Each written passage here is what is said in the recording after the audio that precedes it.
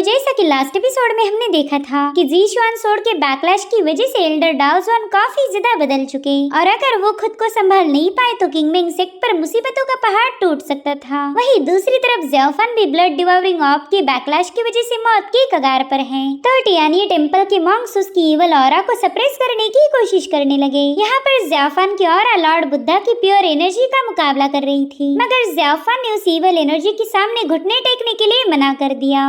अब आगे तो इस एपिसोड की शुरुआत में हमें किंगमेंग सेक्ट का एंसेस्ट्रल हॉल दिखाया गया, जहाँ पर सीनियर शाओ पहुँच जाता है। उसने नोटिस किया कि यहाँ पर तो कोई डिसाइपल मौजूद नहीं है। वो सोच रहा था कि आखिर प्रेयर्स में आए हुए डिसाइपल कहाँ चले गए। अब वो एंसेस्ट्रल हॉल के मेन डोर के पास आ चुका था कि तभी उसे वहाँ पर बहुत ही स्ट्रॉन्ग एनर्जी नजर आई। उस एनर्जी को देखते साथ ही शाओ ने तुरंत ही अपना सिर झुकाते हुए डाओ जुआन को ग्रीट किया। दरअसल शाओ मास्टर डाओ जुआन का डायरेक्ट डिसाइपल है और यहाँ पर वो अपने मास्टर से पूछ रहा था कि आपने मुझे याद किया, बताएं मास्टर मेरे लिए क्या ऑर्डर्स हैं। जिस पर डाओ जुआन गुस्से में कहने लगे कि ऑर्डर्स, क्या अब मुझ में इतनी हिम्मत है कि मैं तुम्हें ऑर्डर्स दे पाऊँ। अपने मास्टर की ऐसी बातें सुनकर शाओ को तो बहुत बड़ा झटका लग गया। वो काफी ज्यादा पैनिक होते हुए कहने लगा कि मास्टर प्लीज ऐसी बातें ना करें। जिस पर मास्टर डाओ जुआन कह रहे थे कि उस डीमन के आखिरी स्ट्राइक में मैं मारा नहीं गया, मैं जिंदा बच गया और इससे तुम्हें काफी ज्यादा तकलीफ हुई होगी। तुम तो दिल से चाहते थे कि मैं उस डीमन के हाथों मारा जाऊँ। अब ये सुनकर शाओ तुरंत ही घुटनों पर बैठ जाता है।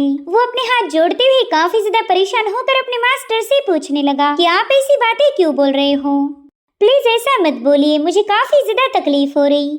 मगर डाओ जुआन कहाँ ही उसकी सुनने वाला था। वो कहते कि भले ही वो डीमन मुझे मारने में फेल हो गया, लेकिन उसकी वजह से मैं बुरी तरह से घायल हूँ। बस कुछ ही दिनों की बात है और फिर मैं तुम्हारे रास्ते से हट जाऊंगा।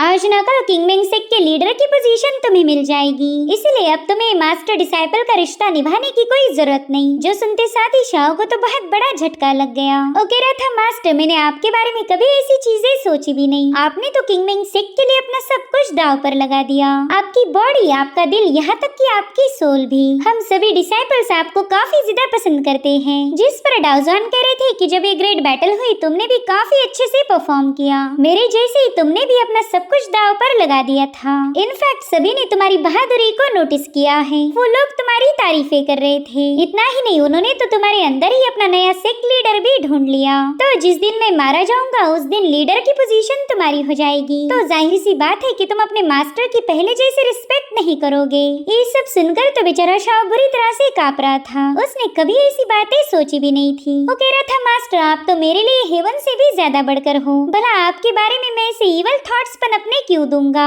आप पहले भी मेरे मास्टर थे और हमेशा रहोगे। जिस पर डाओ जुआन कहने लगे कि अगर वो पीस दोबारा से वापिस आया तो बताओ तुम क्या करोगे। क्या तुम कभी भी मेरी जैसे उस डीमन का मुकाबला कर पाओगे। क्या तुम्हारी शैलो कल्टीवेशन के साथ तुम किंगमेंग सेक्ट की लेगेसी को कभी अपहोल्ड भी कर पाओगे। तुम में वो बात ही नहीं कि तुम इस सेक्ट के लीडर बन पाओ, और ना ही तुम कभी ज़ीशुआन सोर्ड को कंट्रोल कर पाओगे। दरअसल ये सारी बातें मास्टर डाओ जुआन नहीं बल्कि ज़ीशुआन सोर्ड कह रही थी। ये सोर्ड अपनी भयानक ईवल पावर के लिए मशहूर थी, इसलिए किसी की भी थॉट्स को मैनिपुलेट करना उसका काम है। यहाँ पर डर और गुस्से की वजह से शाओ के हाथ कांप रहे थे। वो कह रहा था कि इस एंसेस्ट्रल हॉल में हमारे सभी एंसेस्टर की मेमोरियल टैबलेट है, तो मैं उनकी कसम लेकर बताता हूँ कि आज तक मैंने अपने मास्टर के बारे में कभी बुरा नहीं सोचा और ना ही कभी मैं अपने मास्टर को धोखा दूंगा। अगर कभी भी मेरे दिमाग में ऐसे बुरे ख्याल आए हो तो अभी इसी वक्त मुझ पर थंडर से अटैक होगा। दरअसल शाओ ने ये रिक्वेस्ट अपने एंसेस्टर से की थी जो कि उसके मन को पढ़ सकते हैं। वो कह रहा था कि आप मुझ पर हजारों लाखों तलवारों से हमला कीजिए,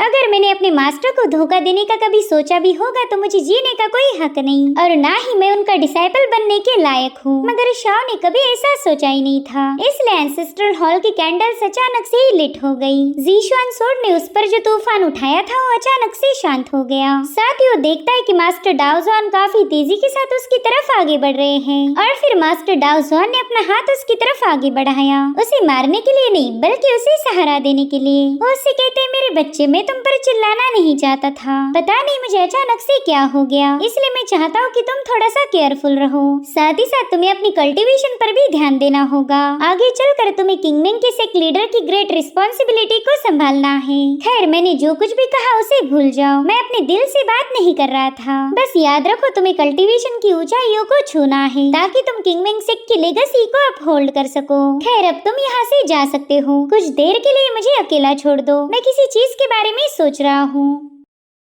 तो शाओ भी अपने मास्टर को ग्रीट करके भारी दिल लेकर वहाँ से निकल पड़ा। मास्टर डाओ जुआन ने उस पर जो शक किया था वो शाओ कभी भी भूल नहीं पाएगा। इधर डाओ जुआन खुद से ही कहने लगे कि मुझे इस बारे में काफी अच्छे से सोचना पड़ेगा। अब वो किस चीज की बात कर रहे हैं ये हमें फिलहाल तो बताया नहीं गया। तो अब ये सीन यहीं पर कट होकर हम डीमन किंग को देख पाते हैं, जो कि 3 दिनों का लंबा सफर तय करके होली सेक्ट के इलाके में पहुंच गया था। यहाँ पर शाओजिंग अपनी इवल इन पावर का यूज करते हुए वहाँ के रेत के तूफान को हटा रहा था। डीमन किंग उस लोकेशन को देखते हुए कहने लगे कि अच्छा ये है होली सेक्ट का नेदर एबिस, जिस पर जीक्यू ने बताने लगी कि जब पहली बार नेदर एबिस ओपन हुआ था तब उसने अर्थ एंड हेवन को पूरी तरह से ट्रांसफॉर्म कर दिया। इस एबिस की पूरी तरह से ओपन होने तक थंडर कभी रुका ही नहीं, साथ ही साथ दुनिया में तबाही का मंजर था। सभी पावरफुल कल्टीवेटर्स इस नेदर एबिस को हथियाना चाहते थे, तो उन्होंने यहाँ पर बैटल करते हुए इस सेक्रेड ग्राउंड को पूरी तरह से डिस्ट्रॉय कर दिया। उस डिस्ट्रक्शन की वजह से नेदर एबिस के दोबारा से रीओपन होने के चांसेस कम हैं, लेकिन हम अपनी तरफ से पूरी कोशिश करेंगे। और उतने में अचानक से वहाँ पर काफी तेज हवाएं बहने लगी, जो देख शाओजिंग कह रहा था कि यहाँ पर काफी कुछ बदलने वाला है। ऐसा लग रहा है कि 9 हेवन से थंडर इमर्ज होगी। अगर आप आसमान को देखो तो आपको इसमें कई सारे बदलाव नजर आएंगे, और ये सभी तो नेदर एबिस के ओपन होने के इशारे हैं। साथ ही ऐसा माहौल तब अपीयर होता है जब ज़ुलोंग ड्रैगन अवेकन होगा। डीमन किंग को भी उसकी बातों पर पूरा यकीन था। वो कहता है कि यहाँ पर उठने वाला रेत का तूफान काफी ज्यादा अजीब है। ऐसा लगता है कि इस तूफान में शामिल रेत किसी दूसरी दुनिया से यहाँ आई हो। दरअसल यही रेत नेदर वर्ल्ड के साथ हमारी पाथ को अलाइन करेगी। शाओजिंग भी कुदरत के इस इशारे को देखकर काफी ज्यादा खुश हो गया। वो कह रहा था कि नेदर एबिस की पावर अभी भी वहीं पर मौजूद है। जब कुदरत के सारे ओमेन्स एक साथ गैदर होंगे तब दिन और रात अचानक से रिवर्स हो जाएंगे, जिसके बाद वो बंदा अपनी इन पावर का यूज करते हुए वहाँ की जमीन पर अटैक कर देता है। वो डीमन किंग को बताता है कि अब आप इस नेदर एबिस की पावर का यूज कर सकते हो। आपको अपने 2 डिवाइन स्पिरिचुअल बीस्ट और ड्रैगन सबड्यूइंग कोल्ड्रन को एज ए मीडियम यूज करना होगा, और फिर मुझे पूरा यकीन है कि आपको ज़ुलोंग ड्रैगन का लोकेशन मिल जाएगा। अब ये सीन यहीं पर कट होकर हमें टियानिन वैली दिखाई गई, जहाँ पर ज़ाफान अपनी इवल पावर को सप्रेस करने में लगा हुआ था। उतने में ही ज़ाफान की बॉडी से बहुत ही स्ट्रॉन्ग एनर्जी रिलीज होने लगी, जिसके एनर्जी फ्लक्चुएशन देखकर तो मास्टर पुजिंग भी हैरान थे।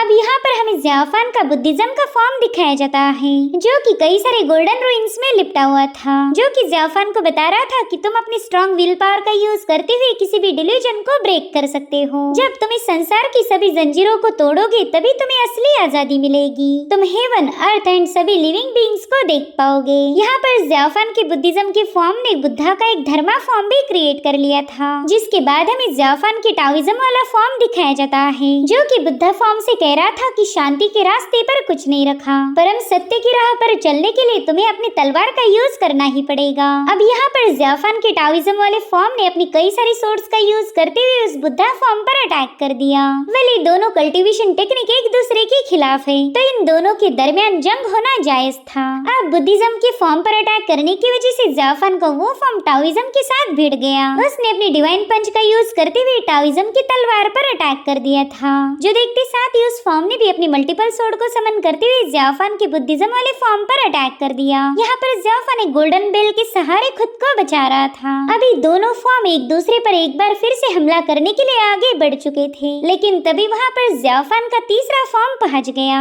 उसने इन दोनों के अटैक को अपनी पावर की मदद से रोक लिया। वो कह रहा था कि किसी भी कल्टीवेशन पाथ में कोई सच्चाई नहीं, बुद्धा की पाथ एक इल्यूजन है, वहीं पर टाओइस्ट पाथ का कल्टीवेशन करना हेवन के खिलाफ है। तुम कल्टीवेशन में प्रोग्रेस करते हुए हेवन की विल पर स्पाई करते हो, मगर फिर भी तुम दोनों को ये लग रहा था कि तुम्हारी पाथ काफी ज्यादा महान है। अगर इस दुनिया में कोई सच्ची पाथ है तो वो है डिमोनिक पाथ, जिसका फॉलोवर मैं हूँ, और तुम दोनों मेरे सामने कुछ भी नहीं। सो यहाँ पर ज़ाफान ने तीनों कल्टीवेशन पाथ को मास्टर किया है, और इसीलिए इन तीनों के आपस में क्लैशेस होने लगे। हर एक पाथ दूसरी पाथ को नीचा दिखाते हुए खुद को साबित करना चाहती थी, जिसके चलते वहाँ पर काफी स्ट्रॉन्ग डिमोनिक एनर्जी रिलीज होने लगती है। वो एनर्जी इतनी ज्यादा स्ट्रॉन्ग थी कि टियानिन टेम्पल के मॉन्क्स को उससे तकलीफ होने लगी। हालांकि मास्टर पुजिंग पीछे हटने के लिए तैयार नहीं थे। वो अपने डिसाइपल से कह रहे थे कि तुम्हें घबराने की कोई जरूरत नहीं, तुम सब मिलकर वज्रा डीमन सबडुइंग फॉर्मेशन को रीइंफोर्स करो। उनके ऑर्डर्स मिलते साथ ही इन सभी डिसाइपल्स ने अपनी बची कुची पावर्स को दांव पर लगा दिया। उन्हें इस वज्रा डीमन सबडुइंग फॉर्मेशन को ब्रेक होने से बचाना था,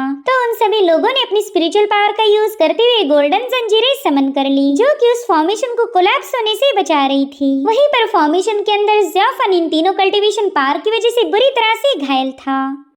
उसने आज तक कभी भी इतनी इमेंस पेन को सहन नहीं किया था। साथ ही साथ मास्टर पूजिंग ज़ियाफन को केयरफुली ऑब्जर्व कर रहे थे। वो कहते कि ज़ियाफन का खुद पर का कंट्रोल खोने लगा है, मगर ज़ियाफन पूरी तरह से आउट ऑफ कंट्रोल हो जाए इससे पहले मास्टर पूजिंग उसकी मदद करने के लिए वहाँ पर पहुँच गए। वो अपनी बुद्धिज्म की पावर का यूज करते हुए ज़ियाफन को सप्रेस करने की कोशिश करते हैं, ताकि ज़ियाफन की इवल पावर चाहकर भी उसकी बॉडी पर हावी ना हो पाए। अगर ऐसा हुआ तो इन मॉन्क्स की पूरी मेहनत पर पानी फिर जाएगा। मास्टर उसे बता रहे थे कि तुम्हें अपने ट्रू ओरिजिन को संभालना होगा, उसे पूरे दिल से एक्सेप्ट करो। तुम किसी भी डिमोनिक ओरिजिन से बिलोंग नहीं करते, इसलिए ज़ियाफन भी मास्टर की हर एक इंस्ट्रक्शन को फॉलो करने लगा। जिसके बाद हमें ज़ियाफन के माइंड स्पेस का सीन दिखाया जाता है, जहाँ पर ज़ियाफन की डिमोनिक फॉर्म ने बुद्धिज्म और टाओइज्म के दोनों फॉर्म को पीछे पुश कर दिया था। वो अपनी पावर्स का शो ऑफ करते हुए कहने लगा कि मेरे डिमोनिक ब्लेड में इतनी ताकत है कि तुम्हारी हेवंस को स्प्लिट करके रख दे। तुम में से कोई भी मेरी इवल एनर्जी के सामने टिक नहीं पाएगा।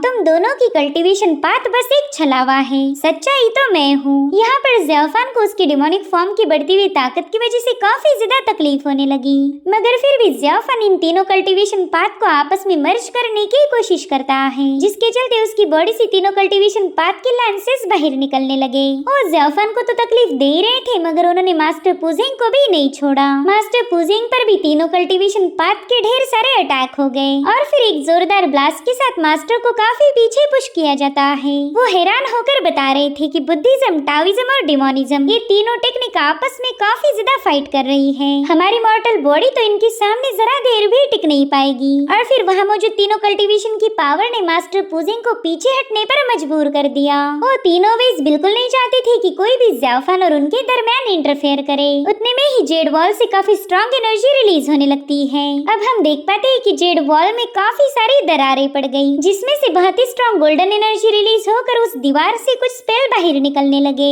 ज़ियाफन तो इन स्पेल्स को देखते ही समझ गया कि ये तो हेवनली स्क्रिप्चर का 4th वॉल्यूम है। ये सब देखकर तो मास्टर पूजिंग के भी होश उड़ गए। उन्होंने कभी सपने में भी नहीं सोचा था कि जेड वॉल के अंदर हेवनली स्क्रिप्चर होगा। दरअसल हेवनली स्क्रिप्चर एक एंशिएंट बुक है, जिसमें कई सारी एंशिएंट टेक्निक का जिक्र किया गया था। और अब हम ज़ियाफन को देख पाते हैं, जो कि तीनों कल्टीवेशन पाथ को कंट्रोल करने के काफी ज्यादा करीब था। अब ये सीन यहीं पर कट होकर हमें नेदर एबिस दिखाई गई, जहाँ पर डीमन किंग के फॉलोअर्स अपनी पावर का इस्तेमाल करते हुए ग्रेट फॉर्मेशन को एक्टिवेट कर चुके। डीमन किंग कह रहा था कि हम होली सेक्ट को दोबारा से राइज करेंगे। वहीं पर ये डिमोनिक कल्टीवेटर्स अपनी बची हुई सारी पावर्स को उस फॉर्मेशन में ऐड करने लगे। वहीं पर शाओजिंग इनके ब्लड एसेंस को सैक्रिफाइस करने लगा और उतने में डीमन किंग अपनी कोल्ड्रन को बाहर निकाल लेता है। वेल, इसे ड्रैगन सबडुइंग कोल्ड्रन कहा जाता था, जो कि धीरे धीरे करते हुए एक जायंट कोल्ड्रन में बदल गई। फेरी जिन तो इसकी पावर्स को देखकर ही हैरान हो गई। वो कह रही थी कि इस कोल्ड्रन की पावर अब काफी तेजी के साथ बढ़ रही है।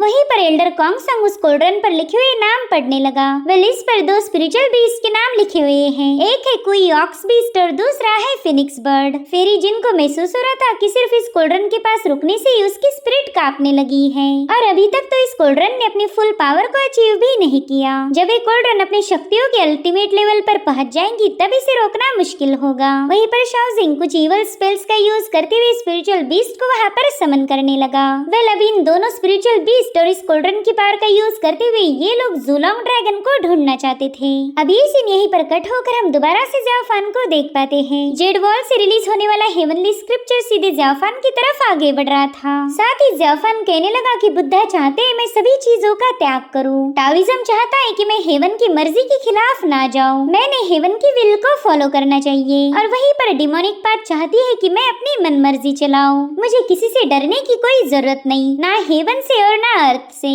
सो ये है मेरे तीनों कल्टीवेशन पाथ की टीचिंग। अब यहाँ पर ज़ियाफन अपना हाथ आगे बढ़ाते हुए उस हेवनली स्क्रिप्चर को टच करने की कोशिश कर रहा था। वो खुद से ही कहने लगा कि मैं इस दुनिया की किसी भी पाथ को फॉलो नहीं करता। बुद्धिज्म, टाओइज्म और डिमोनिज्म ये तीनों भी मेरी पाथ नहीं है। और फिर जैसे ज़ियाफन ने हेवनली स्क्रिप्चर को टच किया, वहाँ पर गोल्डन एनर्जी का एक बहुत बड़ा एक्सप्लोजन हुआ। यहाँ पर हमें ज़ियाफान की तीनों कल्टीवेशन फॉर्म दिखाए गए, जो कि ज़ियाफान का फैसला सुनने के लिए बेकरार थे। उन सभी को ये लग रहा था कि हमें ही ज़ियाफान ने चुनना चाहिए, लेकिन ज़ियाफान कह रहा था कि मेरा तो रास्ता ही अलग है, मैं उसी पाथ पर चलूंगा जो मैंने खुद बनाई हो। तुम तीनों में से कोई भी मुझ पर जबरदस्ती नहीं कर सकता। याद रखो, जब तक मैं हूँ तब तक तुम हो। तो आज मैं इस मॉर्टल बॉडी के साथ तुमसे एक वादा करता हूँ कि मैं कभी बुद्धिज्म को प्रैक्टिस नहीं करूंगा। साथ ही साथ ज़ियाफान उन कल्टीवेशन के लेंसेज को अपनी बॉडी से बाहर खींचने लगा। वो कहता है कि बुद्धिज्म को मैं फॉलो नहीं करूंगा, ही टाओइज्म को फॉलो करके मुझे इमॉर्टैलिटी हासिल करनी है।